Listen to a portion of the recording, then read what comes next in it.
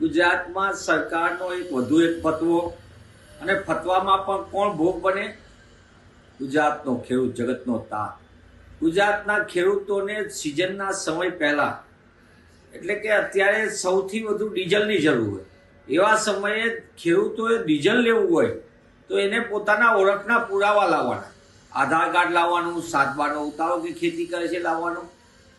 સરકારના નીત નવા ફતવાના કારણે એક તરફ ડીઝલના જથ્થાની લાઈનમાં ડીઝલ મેળવવા માટે જગતનો તાત લાઈનમાં ઉભો રહે, બીજી બાજુ ખાતર મેળવવા માટે લાઈનમાં ઉભો રહે, બિયારણ નકલી કે અસલી છે એની ચકાસણીમાં લાઈનમાં ઉભો રહે. એટલે જગતના તાતને વારંવારની પરેશાની ભોગવવી પડે એવી સ્થિતિનું નિર્માણ ભાજપ સરકારના ભ્રષ્ટ વહીવટના પાપે થયેલું છે.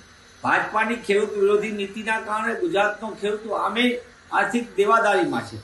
તેવા સમયે સરકારે અત્યારની પરિસ્થિતિમાં આ બધા પ્રકારના ફતવા કર્યા. એક બાજુ સરકાર એમ કે છે કે પૂરતો જથ્થો છે, સરકારનો એક વિભાગ કે છે પૂરતો જથ્થો છે, બીજી બાજુ એક પરિપત્ર થાય છે કે ખેડૂતો ડીઝલ લેવું હશે તો એમને આ પ્રકારના પુરાવા લઈને આવવું પડશે. હું આપના માધ્યમથી સરકારને પૂછવા માંગુ છું કે ભૂપેન્દ્રભાઈ પટેલની સરકાર તમારામાં ખેડૂત વિરોધી નિર્ણયો કરવાની જે ક્ષમતા છે એનો વધુ એક આ જીવતો જાગતો પુરાવો છે. તમારે ખરેખર જથ્થો હોય તો ખેડૂતની માંગ પ્રમાણે આપો. એ વધારાનું કાંઈ ડીઝલ લઈ નથી જવાનું, એની જરૂરિયાત મુજબ લઈ જવાનું છે.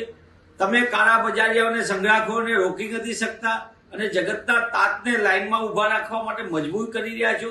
તેવા સંજોગોમાં થોડી પણ ભાજપ સરકારમાં નીતિ હોય ને નિયત હોય તો ખોટા ફતવા કરવાને બદલે જમીની હકીકત પર વાસ્તવિક કરે. ડીઝલની બારોબાર કોણ ખેલ કરે છે, યુરિયા ખાતર સહિત ખાતરનો જથ્થો કોણ સગે વગે કરે છે, આ બધી વાત સરકારના ધ્યાનમાં છે. કાળા બજારિયા કોણ છે, સંગ્રાહખોરો કોણ છે, એ પણ સરકારના લિસ્ટેડ છે.